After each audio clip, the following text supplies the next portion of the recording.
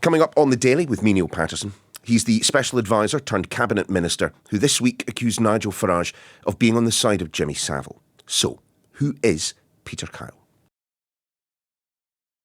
Make no mistake about it, if people like Jimmy Savile were alive today, he'd be perpetrating his crimes online. And Nigel Farage is saying that he's on their side. I'm sorry. Not the side of children who are... I'm going to ask you to clarify. Do you honestly think to say Nigel Farage is on Jimmy Savile's side? Now, that's my colleague Wilfred Frost interviewing the Secretary of State for Science, Innovation and Technology, Peter Kyle, about the Online Safety Act and whether or not it might be repealed.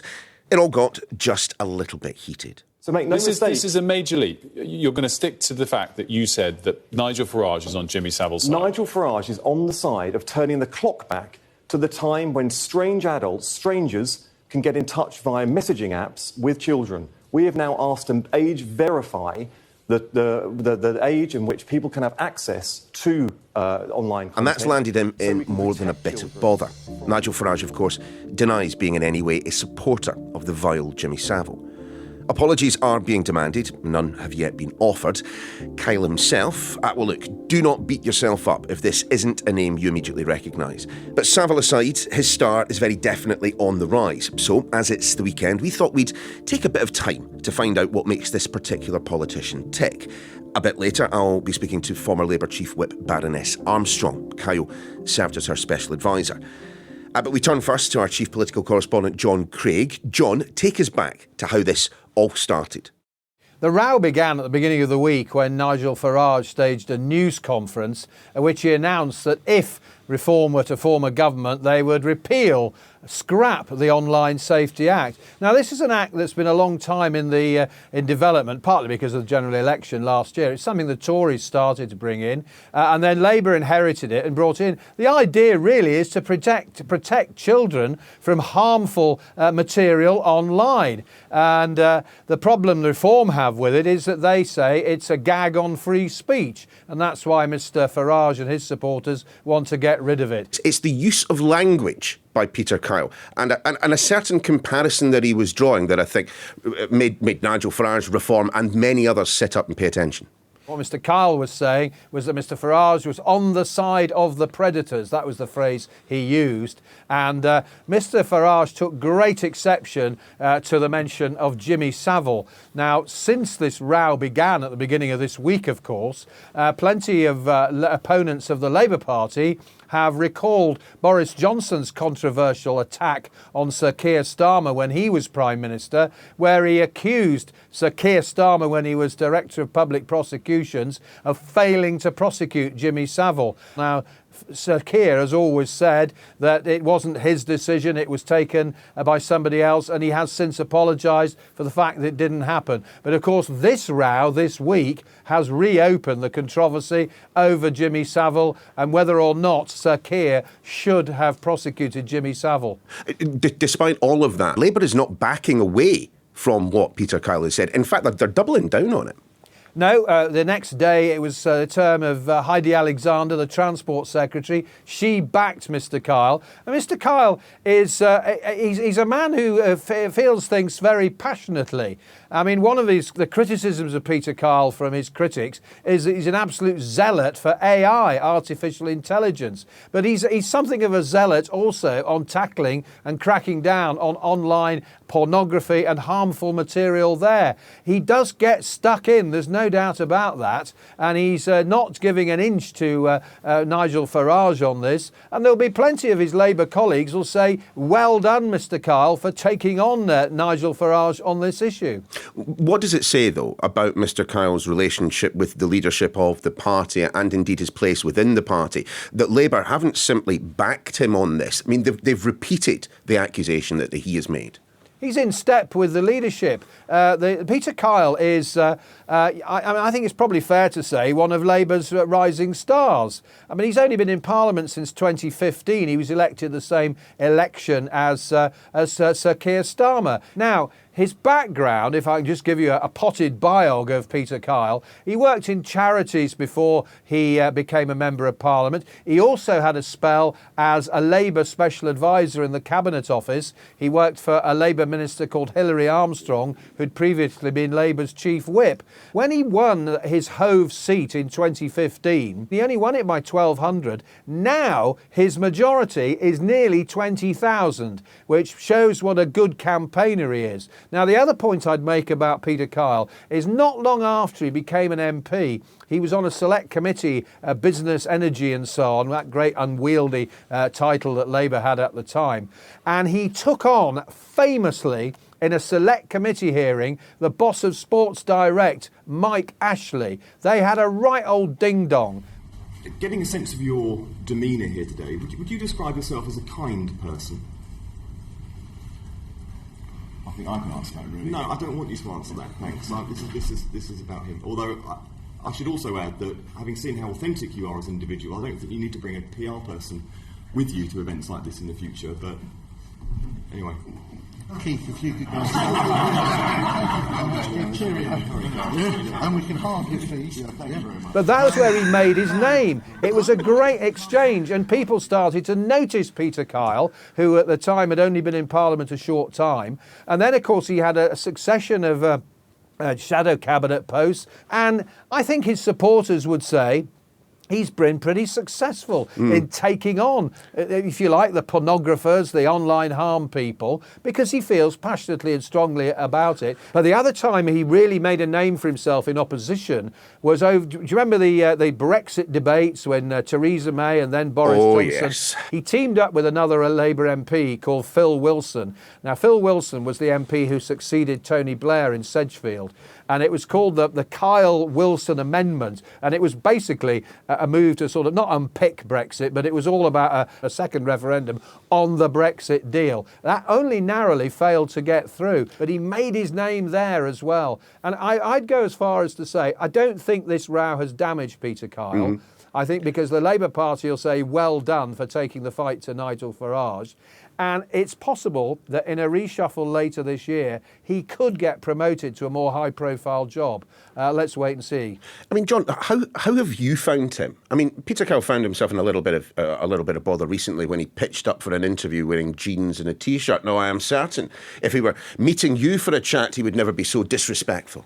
I mean, I've seen him like that. He does like casual clothing. I always remember, I hope he won't mind me telling this story. When he'd not been an MP very long, there was a Labour conference in Brighton, and there was a great queue to get in. And Peter said to me, "Come on, John, I'll show you a quick way in." And he took me round to an entrance where we could get in without a queue. So he's always been a top man as far as I'm concerned. And just explain why you do not think this one is going to tarnish him. Is it because of the CV that he's got, because of the kind of the public position that he occupies, or is it simply that Labour has looked at the situation and said, right, we're supporting him, we're backing him to the hilt, this is going nowhere?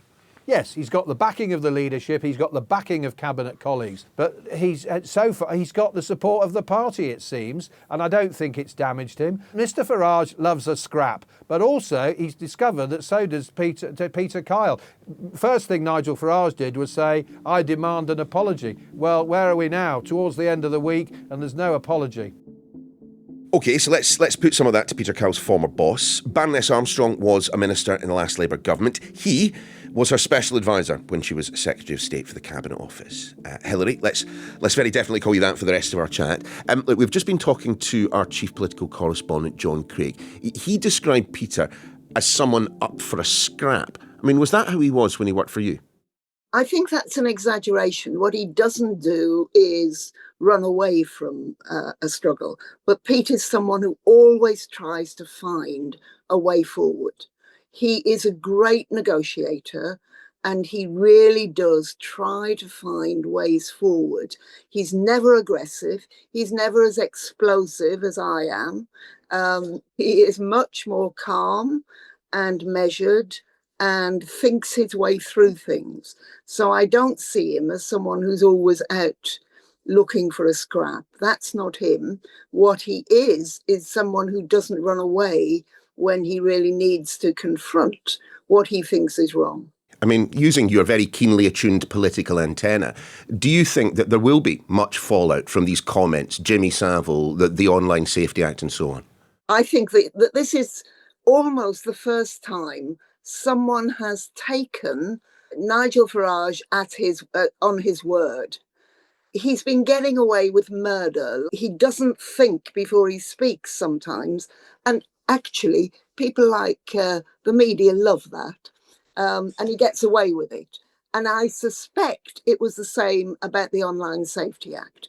Of course, anything to do with the internet is challenging. It's relatively new. We're all working exceptionally hard to understand what its potential is, but also then to understand what governance will mean in regards to the internet. And it is complex. And Pete has been exactly the right sort of person to tackle that, because, as I say, he doesn't run away from anything. And something might be complex and might be additionally challenging for him with his dyslexia, but he still works exceptionally hard to get hold of the detail, and he doesn't say things casually. And he's calling out Nigel Farage because, quite honestly, Nigel goes for a headline. He doesn't think, what are the long-term deep implications of this? And the deep implications of scrapping the online safety bill without having an alternative, and he admitted he didn't have an alternative, is to put many, many hundreds of thousands of young people at risk. You've already mentioned, Hilary, his dyslexia, which I understand to be pretty severe. I mean, did that not have an effect on the way in which he worked? Or indeed, did it assist him in the way in which he worked? No, I had to be very careful. I came from a family of school teachers. My mum in particular was always absolutely. Yeah, my mum was absolutely strong on both my brother and I in terms of our spelling and our grammar. And so I used to have to reduce the use of my red pen when I got Pete, because his notes were often ones which demonstrated his dyslexia. And I used to laugh to myself about what would my mum make of this.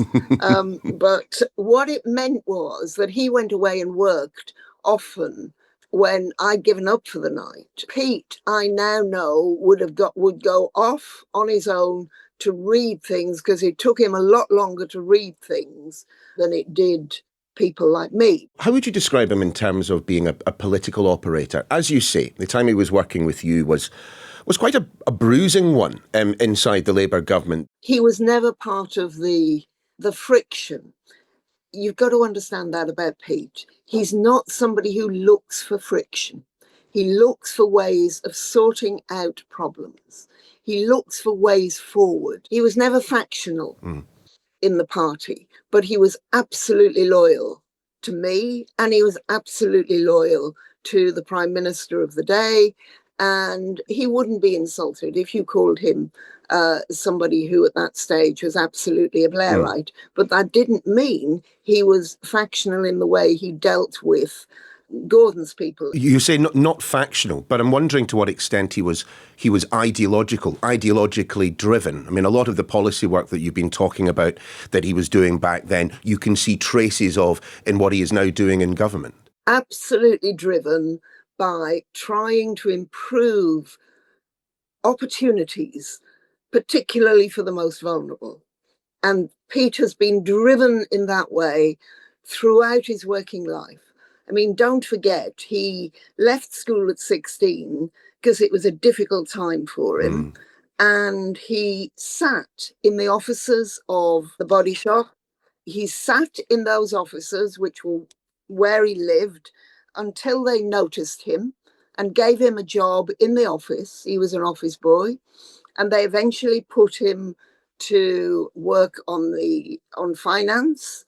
And they noticed him because he never complained. He got on with what he was asked to do and was always an enthusiastic worker. And it was him that Anita sent to Romania to set up her charity and her foundation after the fall of the Berlin Wall. And he learned an enormous amount about organising, about the charity world, and that was a very important part of how we developed what became the Charities Act. And it was very important in other pieces of work that we did. Yeah, I mean, it is quite something, isn't it? You leave school at 16 with no qualifications. You sit in the office of the body shop founder, Anita Roddick, with a CV with nothing on it until you get a job. You go all the way on then to get a doctorate and ultimately end up working in Parliament. Look, his work ethic is very clear. I mean, what was he like when he was not at work as a special advisor? Oh, he was always good fun.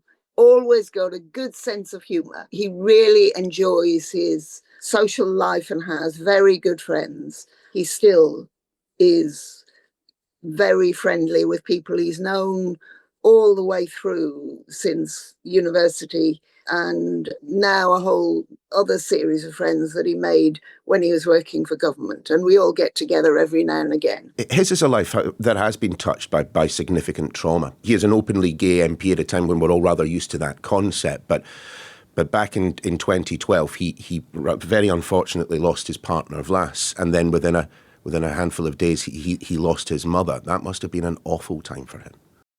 Yes, it was. It was a very, very difficult time. And he got through it partly because of his own resilience, but also because of very good friendships and people who were able to go in and help him. And he was a young, bright lad in my terminology. And that was very sad. Peter was deeply in love with him, wasn't he? He was. And, none of those relationships are without challenge and without, thinking your way through it. And he used to talk to me quite a lot about all of that. But, he was very, very fond of Vlas and misses him enormously. What I found most remarkable, however, is, of course, despite that personal trauma, the death of his partner, the death of his mother, the death of his close female friend, in fact, at the same time as well, was that 3 years later, he becomes duly elected Member of Parliament for Hove. And let's be fair, that was not a seat he was expected to win, was it? No. And the toughest thing almost was being selected. Always is in the Labour Party. Certainly in those days, it was how did you get selected? And he managed to do that against all the odds.